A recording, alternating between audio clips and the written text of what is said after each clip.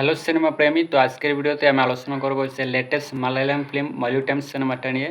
তো দেখুন এই সিনেমাটা কিন্তু অনেক আগে রিলিজ হয়েছে। তো কোনো একটা কারণে সিনেমাটা আমার দেখা হয়নি। তো আজকে ফাইনালি এই সিনেমাটা দেখলাম। সো কেমন ছিল এই সিনেমাটা? তো এই সিনেমার গল্প সম্পর্কে যদি আপনাদেরকে কিছু ধারণা দেই, সেটা হচ্ছে নাসরিন যে এই সিনেমার মেইন অ্যাক্টর, তার চরিত্র রয়েছে সে একজন পরিচালক হতে চায় এবং মালায়ালাম ইন্ডাস্ট্রির বিগেস্ট ডিরেক্টর হতে চায়।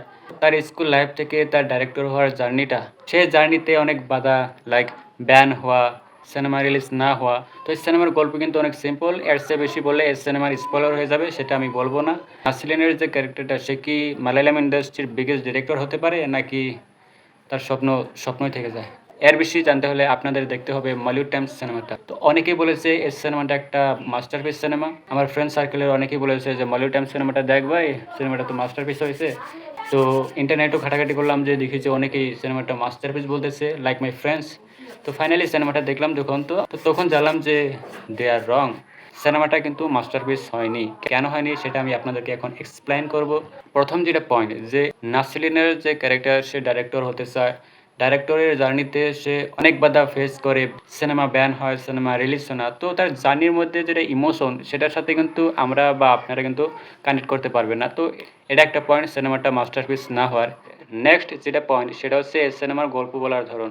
তো এই সিনেমা গল্প কিন্তু ভয়েস ওভার দিয়ে, টিপিক্যালি আজকাল অনেক বলিউড সাউথ ইন্ডাস্ট্রিতে এরকম ন্যারেটেড দিয়ে কিন্তু সিনেমার গল্প বলা হয়। তো সেই জন্য কিন্তু এই সিনেমাটা একটা টিপিক্যাল সাউথ ইন্ডিয়া মনে হয়। 3 নম্বর পয়েন্ট, সেটা হচ্ছে নাসরিনের ক্যারেক্টারের জার্নি এবং স্ক্রিন প্লে। সিনেমাটা যখন দেখবেন, সিনেমার শুরুতে কিন্তু আপনাদেরকে হুক করে রেখে দেবে, বাট মিডল পয়েন্টে কিন্তু আপনারা বোরিং হতে পারেন। দেন লাহে লাহে লাহে যখন বিল্ড আপ হয় ক্যারেক্টারের, দেন এন্ডিংয়ে কিন্তু ভালো রকমের এন্ডিং কিন্তু হতে পারে না। তো সেটাও কিন্তু একটা পয়েন্ট, যে এই সিনেমাটা কেন মাস্টারপিস সিনেমাটা না।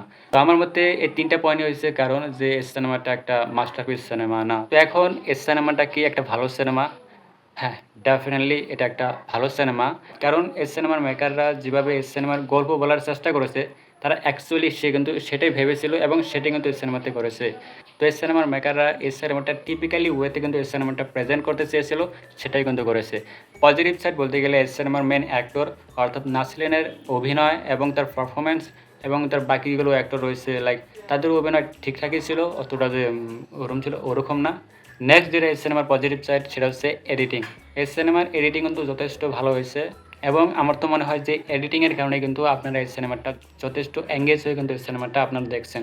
তো ওভারঅল এই সিনেমাটা কিন্তু আমার কাছে ভালো সিনেমা মনে হয়েছে, but this is not a masterpiece movie. তো আমার মতে এই সিনেমার রেটিং 3.5 আউট অফ 5 স্টার্স। এরকম রিভিউ দেখতে চাইলে ডেফিনেটলি এই চ্যানেলটা সাবস্ক্রাইব করবেন। Take care, by.